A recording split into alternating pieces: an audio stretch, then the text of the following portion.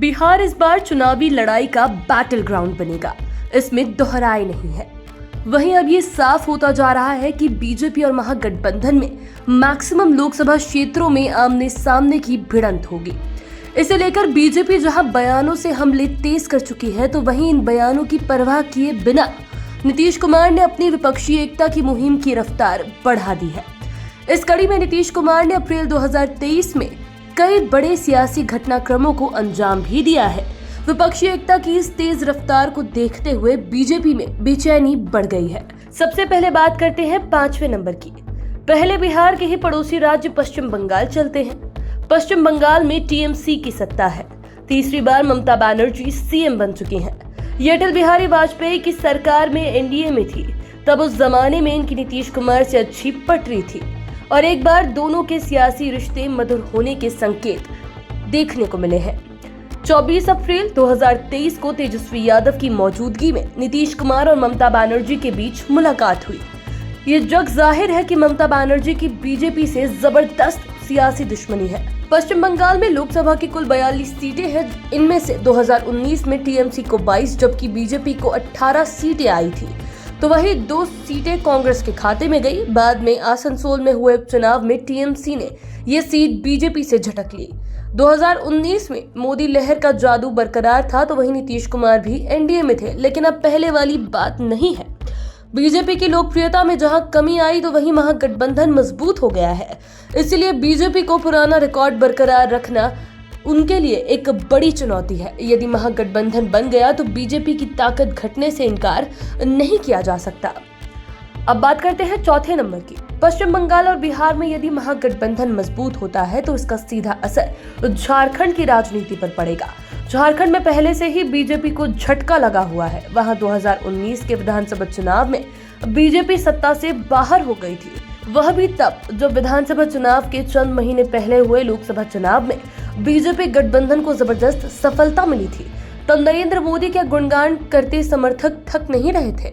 बता दें कि झारखंड में लोकसभा की कुल 14 सीटें हैं। इसमें से बीजेपी को अकेले 11 सीटों पर सफलता मिली थी, जबकि एक सीट पर सहयोगी पार्टी जीती थी। वहीं झारखंड मुक्ति मोर्चा और कांग्रेस को एक सीट मिली थी, लेकिन विधानसभा चुनाव में हवा पलट गई। ऐसे में 2024 की लड़ाई को लेकर बीजेपी टेंशन में है। हालांकि नीतीश कुमार की हेमंत सोरेन से अब तक मुलाकात नहीं हुई है, लेकिन उन्हें भरोसा है कि हेमंत सोरेन महागठबंधन में जो भी निर्णय होगा उसे वो टालेंगे नहीं।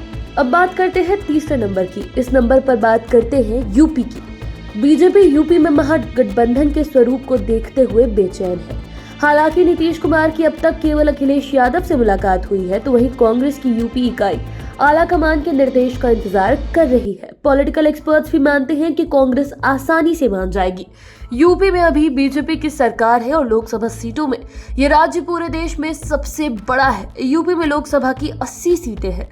इनमें से 2014 के लोकसभा चुनाव में बीजेपी ने अकेले 71 सीटों पर कब्जा जमाया था, लेकिन 2019 में ये ग्राफ काफी नीचे गिर गया। 2019 में बीजेपी को महज 64 सीटें ही मिली, यानी 9 सीटों का लॉस हुआ। वहीं विधानसभा चुनाव में अखिलेश यादव की पार्टी कुर्मी वोट बैंक में भी सेंधमारी करने में कामयाब रही। ऐसे में बीजेपी की चुनौती 2024 में और अधिक बढ़ गई है। यदि विपक्षी एकता नीतीश कुमार और तेजस्वी यादव के नेतृत्व में खुलकर आ गई, तो फिर माय प्लस कुर्मी समीकरण का लाभ महागठबंधन को मिल सकता है और इसका सीधा लॉस बीजेपी को होगा। अब बात करते हैं 2रे नंबर की। उत्तर भारत में यदि नीतीश कुमार के नेतृत्व में महागठबंधन निखर कर आता है, तो फिर महाराष्ट्र में भी बीजेपी को बिखरने में देर नहीं लगेगी। महाराष्ट्र में पहले से ही उद्धव ठाकरे खार खाए हुए हैं। बीजेपी ने साजिश कर उन्हें सीएम की कुर्सी से बेदखल कर दिया। ऐसे में वे भी लोकसभा चुनाव में बीजेपी से बदला लेने के लिए मन बनाकर बैठे हैं।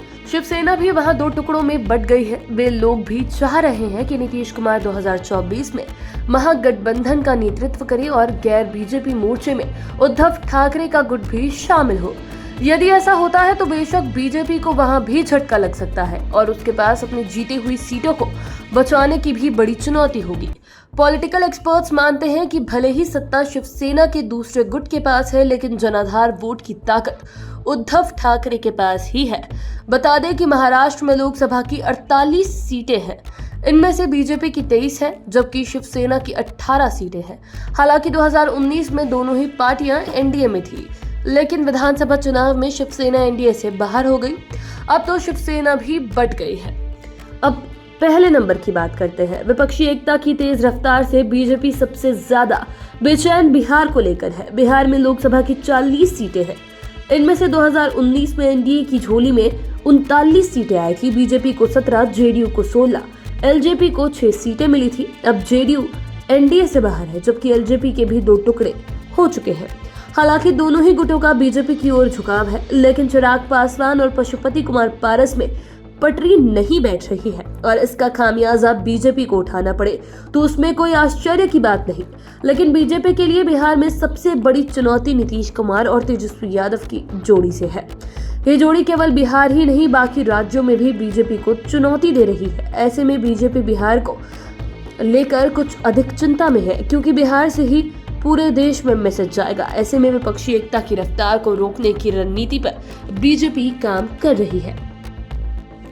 आप ऐसे ही और वीडियोस के लिए चैनल के साथ बने रहें। अगर इस वीडियो को फेसबुक पर देख रहे हैं तो पेज को लाइक करें, यूट्यूब पर देख रहे हैं तो चैनल को सब्सक्राइब करें। धन्यवाद।